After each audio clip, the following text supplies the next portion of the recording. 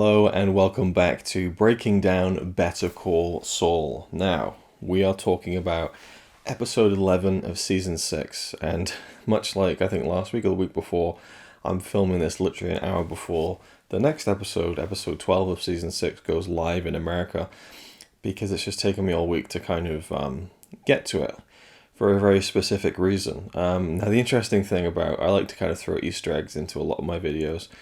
There's even a few in these. But the reason it took me a while to get to this episode, given the fact that we're now ramping up into the final 2 episodes of season 6 and the show, in its entirety, the reason that it took me a while to get around to this one is because last week's episode, which is the one I'm talking about in this video, which is episode 11 of season 6, entitled Breaking Bad. That episode aired, I watched it live, and then the next day I went into hospital, and then my son was born the following day in the early hours of the morning, which I've never said publicly on YouTube before. So yeah, for the 98 people who watch this video, you're in on the secret, and I'll talk more about that at a later date. So that's why I've been busy, and I just about managed to get this small window of time to briefly, quickly, but knowing me, probably a little bit less than quickly. Is less than quickly not quick at all? I don't know. But I've got about half an hour. Let's talk about Breaking Bad. It was announced last week, maybe about 4 or 5 days, or maybe 2 weeks ago now. 4 or 5 days before this episode came out, Breaking Bad, it was revealed that it's called Breaking Bad, and people were like, oh, cool, like, so we're going to see Walt and Jesse. And I thought, maybe it's more about Gene Breaking Bad. That would be interesting. They released a few images, like preview images of the episode, and you see Jeff, and I thought we were done with Jeffy. I kind of felt like that could have been feasibly the end of that kind of little storyline with Nippy, and how Gene took care of it, and he put this guy Jeff, this threat in his place, and he kind of had a kind of an airtight kind of seal over this potential threat to someone knowing who he was as Saul Goodman in the past. But obviously, from that preview image, I was like, okay, so there's going to be more of Jeff, and I was intrigued to see where that was going.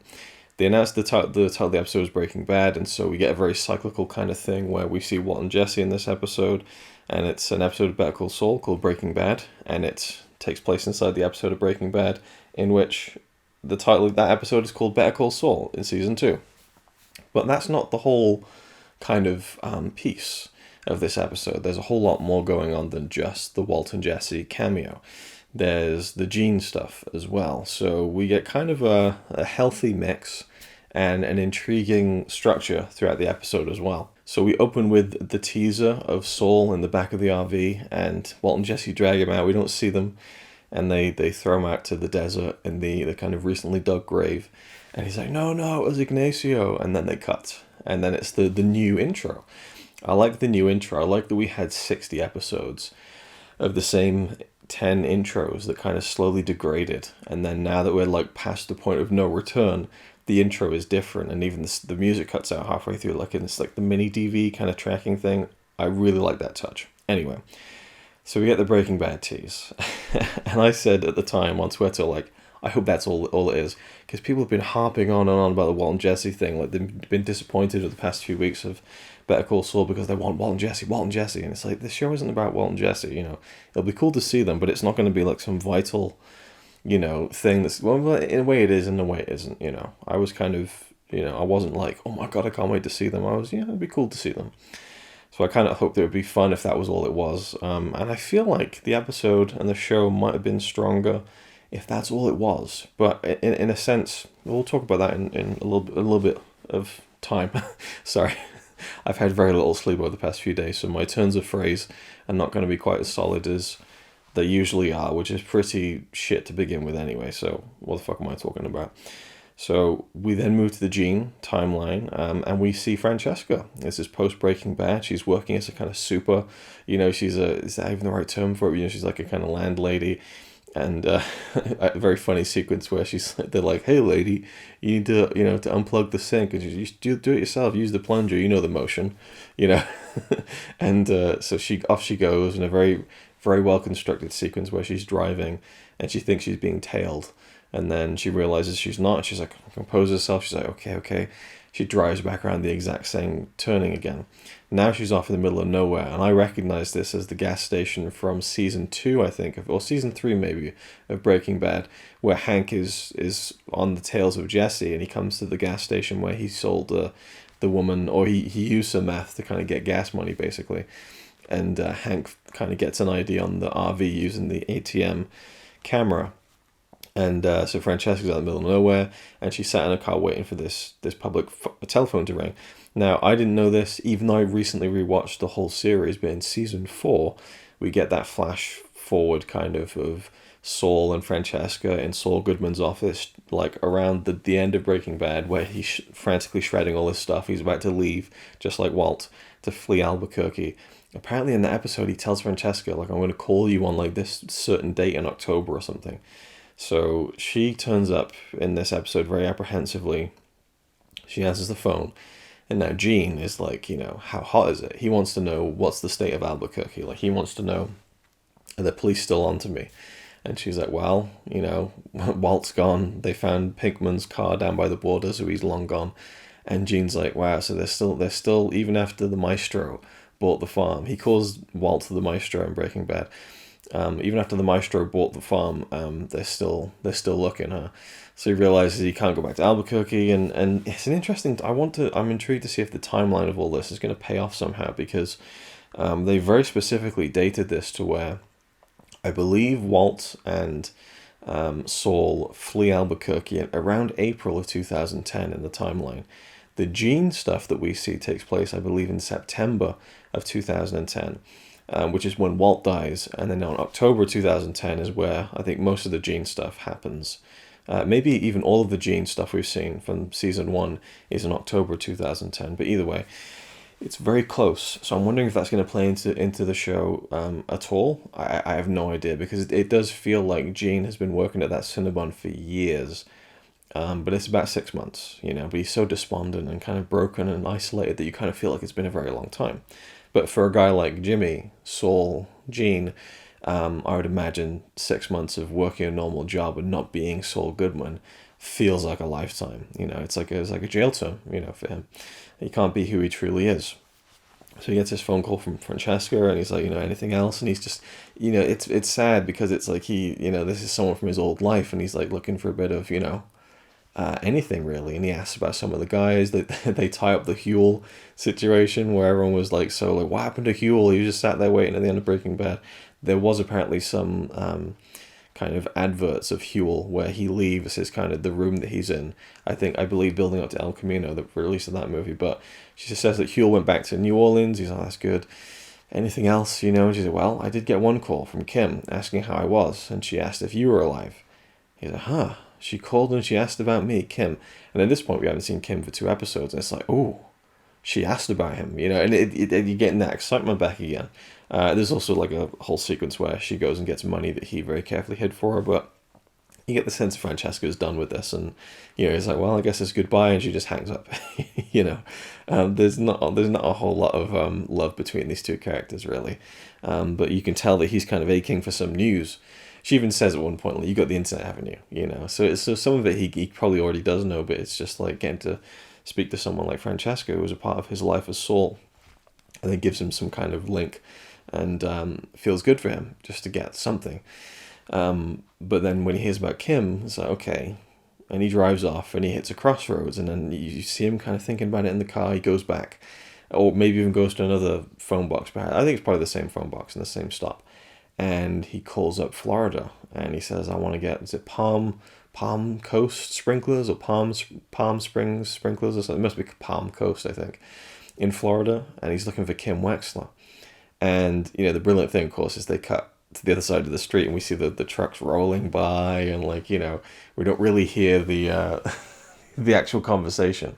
And I was listening with headphones, and so when I was kind of watching the episode, I distinctly heard Gene, we'll just keep calling him Gene, saying like, Kim, and people are like, was it Kim? Like, maybe that he found out that Kim was dead, or Kim was married or something. And it's like, no, he flies off the handle.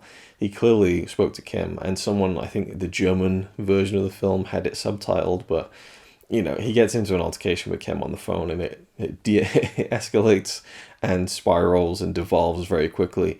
And now he's smashing the phone against the receiver, and then he just kicks the door in. He is enraged.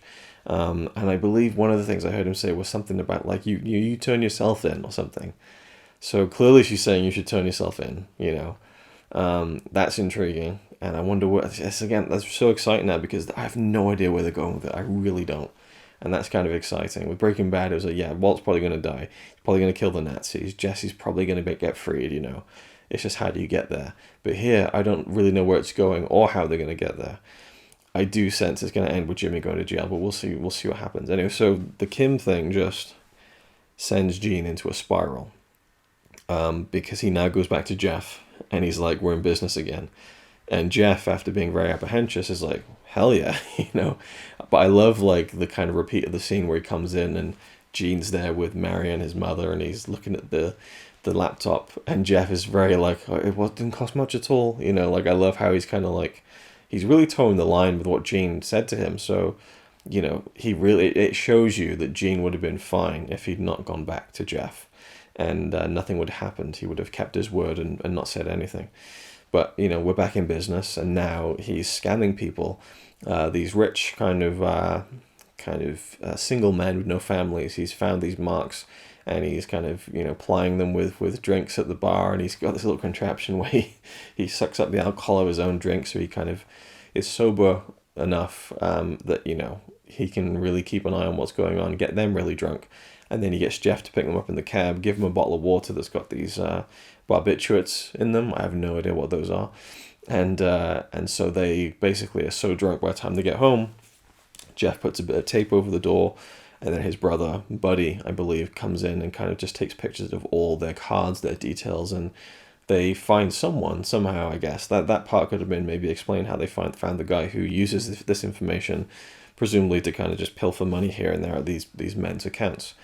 And we get, Scheming Gene, and he's living it up. And, I feel like with Gene, the Cinnabon thing, he probably makes a decent enough wage that he could probably live fairly comfortably, I would imagine. But it's not that because another thing that when he's on the phone with Francesca, he's like, what about that offshore kind of account? And she's like, yeah, you used my name on that, so I had to turn it in, and he's like, oh my God, it's like almost $1 million of his money gone. So he's truly at the end of his tether now, money-wise. That's why he needs to do this scam. But I would say he's near the end of his tether money-wise, but not in terms of living comfortably, I would interpret, but in terms of just wanting to live a little bit more excessively. And you see that with the prostitutes he's now got coming over. And he wants to have stacks of cash, tucked away in a side, in behind a cupboard somewhere. He's just this way he's built at this point. And he had the diamonds before, and his well is obviously run dry. So that's why he's doing this scheme. Then we cut to Breaking Bad, and now we see Walt and Jesse good and proper. So they're inside the RV. They've just had the conversation out in the desert, and they've kind of come to an agreement. And now Saul is looking at this meth lab on wheels. And I agree with the person on Twitter who said, or Reddit I think it was, who says this really goes to show you that you can play 50 at 66, but you can't play 23 at 42. Because Aaron Paul rolls up in his 40s playing this like 20-year-old kid, and it's not convincing in the slightest. He looks older, his voice is really gruff and deeper, and he's even acting different. Even Connie said, like, he's not acting like Jesse, like he's like, yeah, like I said, right, round bottom. Like he's acting too cool for where Jesse is at that point in time. Maybe it comes across as a Jesse from a later season, but it was nice to see him. Bryan Cranston doesn't miss a beat. I think it was very clever of them to do this scene.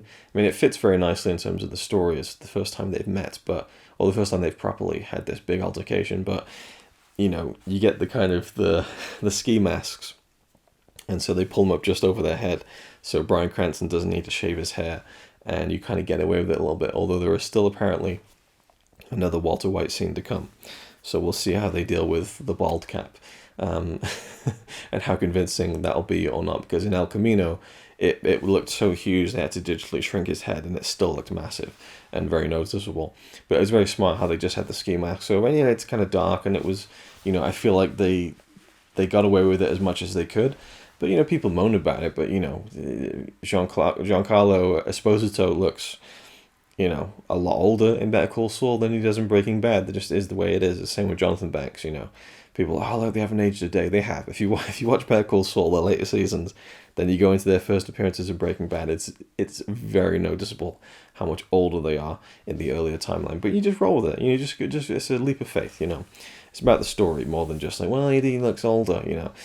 But the scene itself, it was nice to see Walt and Jesse again in kind of simpler, funner times where they're just kind of bickering and stuff, and the early stages of their relationship, and hearing like Jesse saying, "So who's Lalo? You seem pretty spooked out when you thought we were Lalo. I've never heard no Lalo on the street." And Jim and Saul's like, it's nobody. But it's a really cool scene. I liked it a lot. And people are like, well, it was gratuitous. It didn't it didn't do anything. It's, well, okay, the point of showing them is to, it's tricky because I don't think you can watch Better Call Saul as its own show and really get the weight of the Heisenberg story through just these small snippets of flashbacks. But it tells enough of the story to where you kind of, because there's hints and little kind of sound bites here and there, but you don't really get the full story, but it's enough.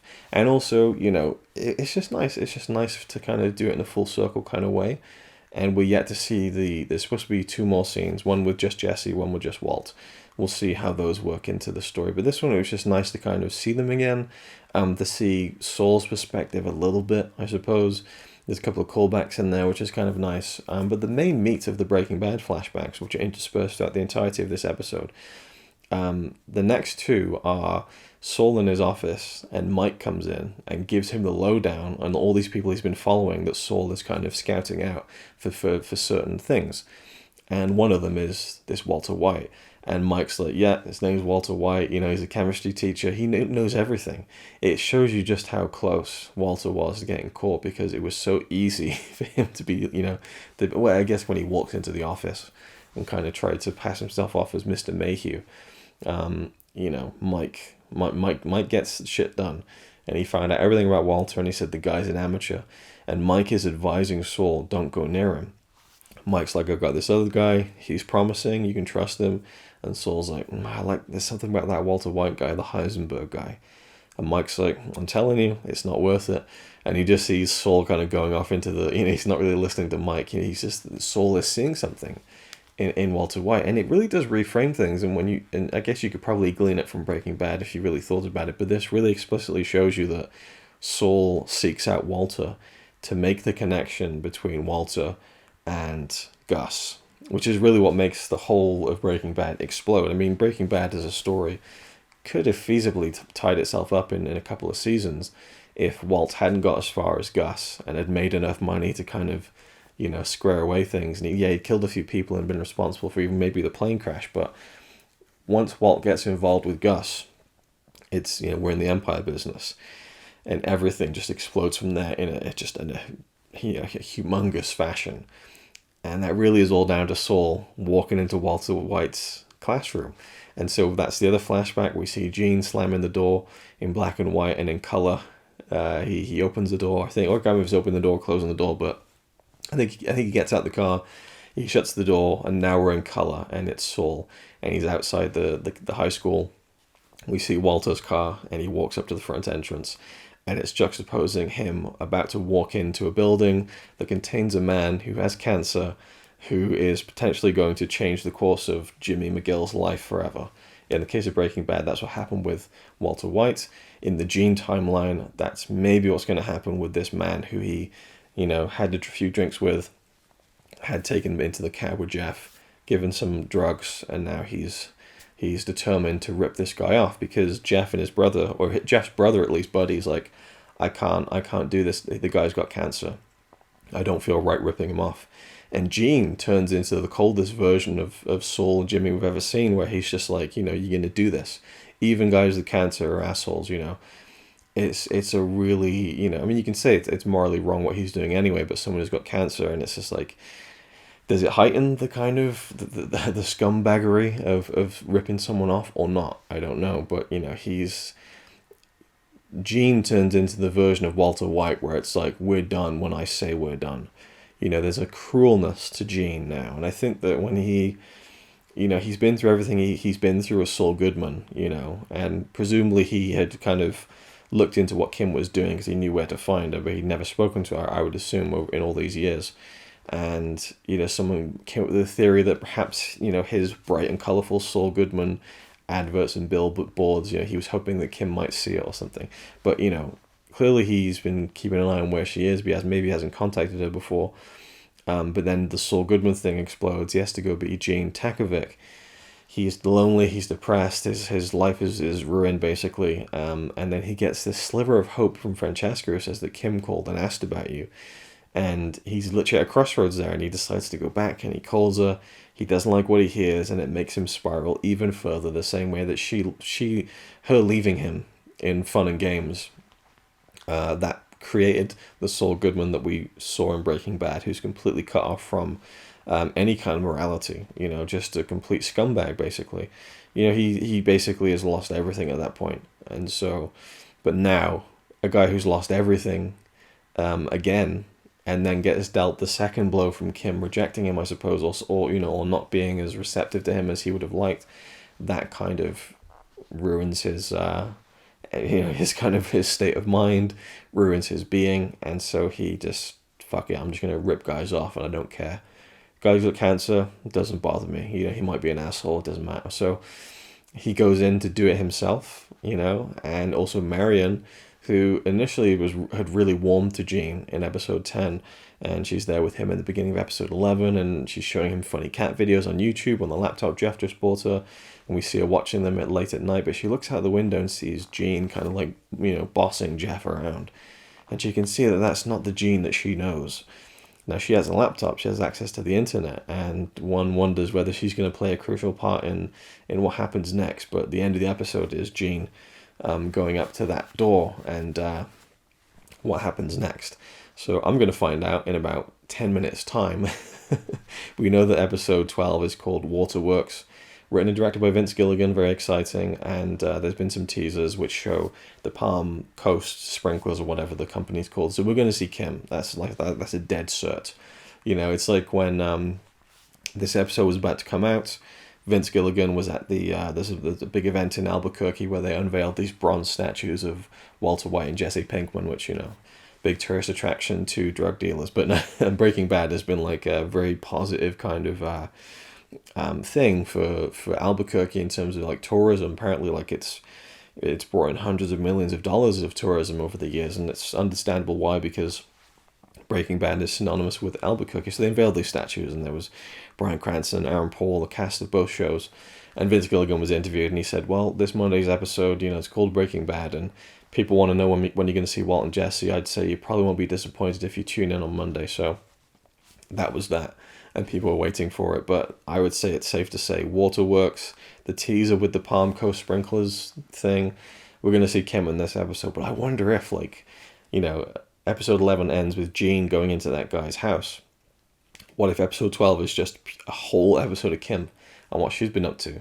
And then episode 13, then we pick up with Gene possibly getting arrested. I mean, there's so many ways this thing can go, which is exciting and nerve-wracking in a way. But I'm intrigued to see what's going to happen with Kim, for sure.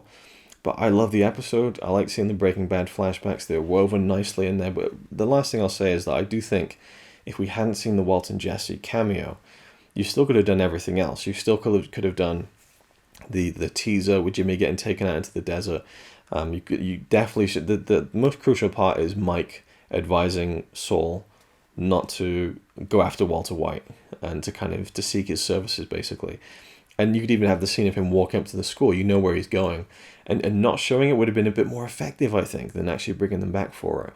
But we'll see what the next scenes with those two characters are. I'm very intrigued. And they'll probably happen in this episode because Vince Gilligan's directing, I'm assuming. but we will see. Time will tell. I'm very excited. Love the transition of the open grave, what they dug for Saul, and it kind of pans down, and we fade into black and white, and we see the black and white Gene lying in the grave. Like literally, that they dug this grave for Saul Goodman, and that's pretty much what ended up happening. They kind of killed Saul. Well, Saul Goodman killed himself, I suppose, by chasing after these guys and wanting to get in on the kind of the potential lucrativeness, if that's even a word, of what they were doing. He saw the grander vision of the Heisenberg story and the blue meth, and it worked out very well for him for a very short period of time, but ultimately was his downfall. But he's still going, and he's now scheming. He was Slipping Jimmy, then he was Saul Goodman. Now, for me, I'm calling him Scheming Gene. Where will he end up next? Will he just be James McGill at the end of it? Will he be humbled? Will he redeem himself? Or will he languish in prison and die miserable? Who knows? I can't wait to find out. That was the episode of Breaking Bad. I loved it. And again, the Aaron Paul thing, it was just nice to see him. It was nice to see him bantering with Walter back and forth. It's not perfect. The age doesn't match, but there was even the flashback in Ozymandias, I believe, which is the last ever thing they shot for Breaking Bad, where it's back in the first season with Walt and Jesse, and Jesse very clearly looks nothing like he did in the first season. So you just roll with it. You just roll with it. So, and then there's Todd in El Camino. You can kind of explain that and like, oh, well, Todd had an eating binge, and then he kind of lost some weight. I don't know, but anyway, I'll leave it there. That was my thoughts on episode 11 of season 6, Breaking Bad. Probably missed a few things. Buzz from Home Alone. Brilliant acting in his sequence, although I read that in real life he's a bit of a piece of shit, so maybe he wasn't acting too much. I don't know. That was a bit of a shame to read, but I liked the montage stuff. Like, this is the fucking the cinematography, the editing, the performances. This show is just like on all cylinders. And I think season 6, more than any other, maybe the story isn't as consistently engaging in some ways as earlier seasons, but the execution of everything is absolutely perfect, or as close to perfect as you can probably get, I think. Anyway, I'll leave it there. Thank you for watching. Hope you enjoyed, and I'll see you in the next one.